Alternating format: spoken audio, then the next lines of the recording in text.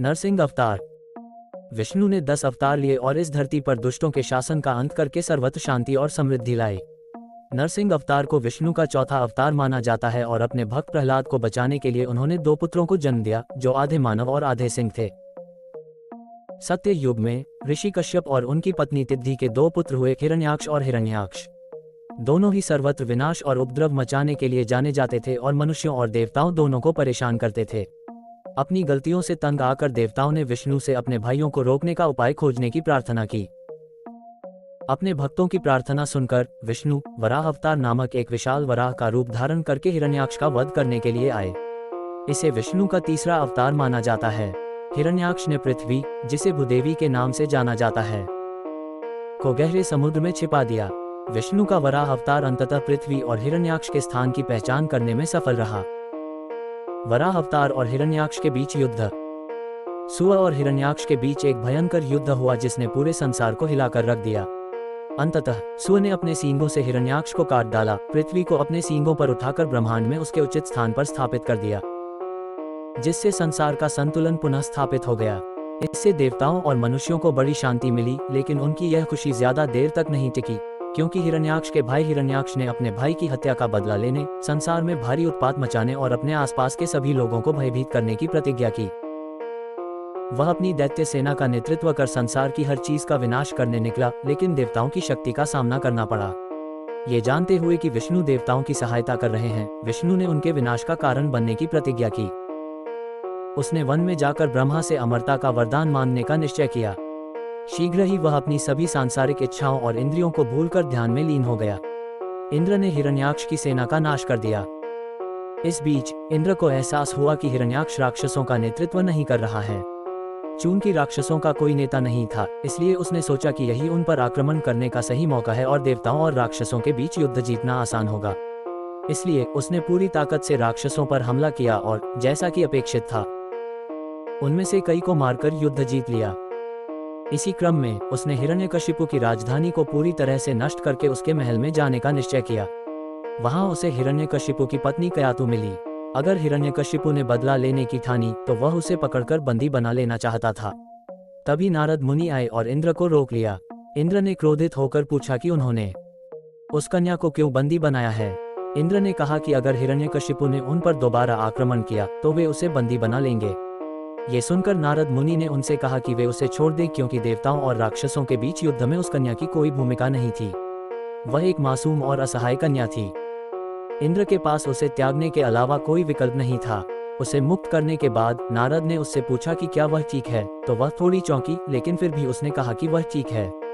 वह गर्भवती थी और चूंकि उसके पास और कोई विकल्प नहीं था, इसलिए वह नारद के साथ रहना चाहती थी और उनकी पुत्री की तरह सेवा करना चाहती थी। नारद इस बात पर सहमत हो गए और कयातु नारद की कुटिया में रहने लगी।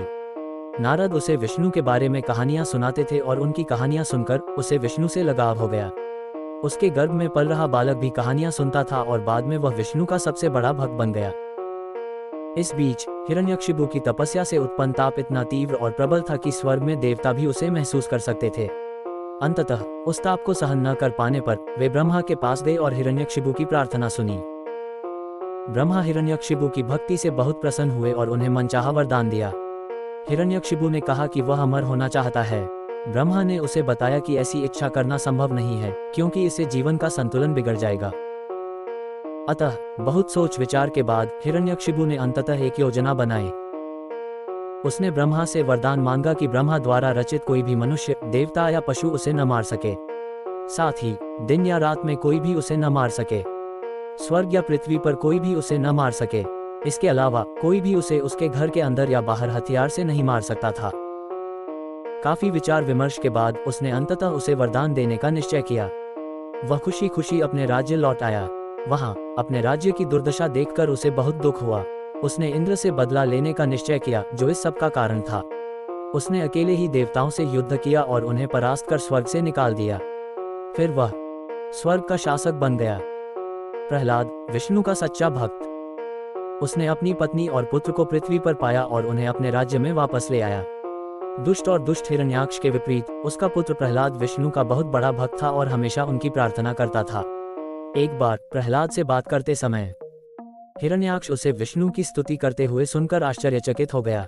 क्रोधित होकर उसने प्रहलाद के गुरु को दंडित किया और उसे उस पर नजर रखने के लिए कहा। समय बीतने के साथ हिरण्याक्ष विष्णु की प्रार्थना करने के कारण उस पर और अधिक क्रोधित होने लगा। अंततः इसे सहन न कर पाने पर उसने अपने रक्षकों से प्रहलाद को मारने के लिए कहा। पहरेदारों ने अनिच्छा से उसे मारने का निश्चय किया, लेकिन हर वार के साथ उनकी तलवारें टूटकर टुकड़े टुकड़े हो गईं और प्रहलाद को कोई नुकसान नहीं पहुंचा। हिरण्याक्ष ने जहरीले सांपों को प्रहलाद को डसने का आदेश दिया, लेकिन वे उसे कोई नुकसान नहीं पहुंचा पाए। फिर उसने क्रोधित हाथियों को उस पर फेंका, लेकिन हाथियों ने उस पर हमला नहीं किया। उसने अपनी बहन होलिका को बुलाया, उसे अपनी गोद में बिठाया और उसे जलाने के लिए कहा। उसने सोचा कि कम से कम ये योजना तो काम करेगी, लेकिन होलिका, जो अग्नि से अछूती थी, जलकर राख हो गई। अब हिरण्याक्ष स्तब्ध रह गया। उसे कुछ भी पता नहीं था और उसका क्रोध चरम पर पहुंच गया। उसने प्रहलाद को घसीटा और पूछा कि क्या उसके स्वामी उसके कमरे में हैं। प्रहलाद ने उसे बताया कि ईश्वर सर्वत्र हैं, और निराशा में हिरण्याक्ष ने प्रहलाद का मजाक उड़ाया और पूछा कि क्या उसके प्रभु उसके पास वाले खंभे पर हैं। प्रहलाद ने कहा कि हाँ हैं। क्रोधित होकर हिरण्याक्ष ने खंभे पर लात मारी और एक राक्षसी प्राणी, आधा मनुष्य और आधा सिंह, प्रकट हुआ। विष्णु ने नरसिंह का रूप धारण किया। वह प्राणी जोर से चिल्लाया कि वह विष्णु के 10 अवतारों में से एक है जो हिरण्यकश्यप का वध करने के लिए पृथ्वी पर आया है। उसने चालाकी से हिरण्यकश्यप को पकड़ लिया और उसे घसीटते हुए एक ऐसे घर के द्वार तक ले गया जिसमें न तो भीतरी भाग था और न ही बाहरी। उसने उसे अपनी गोद में बिठाया, जिसमें न आकाश था और न ही धरती, और बिना किसी हथियार का इस्तेमाल किए उसने संध्या के समय अपने पंजों से उसका वध कर दिया। उसे मारने के बाद आधे सिंह और आधे मनुष्य ने जोर से दहाड़ लगाई, जिससे सभी राक्षस डर गए। किसी की भी उस राक्षस के पास जाने की हिम्मत नहीं हुई, लेकिन प्रहलाद उसके पास गया और अपनी जान बचाने के लिए उसे धन्यवाद दिया। जब उससे उसके पिता के बारे में पूछा गया तो नरसिंह ने उसे बताया कि हिरण्यकश्यप वास्तव में विजय, विष्णु का द्वारपाल था और वह शापित था और उसे स्वर्ग लौटने के लिए 3 और जन्म लेने होंगे।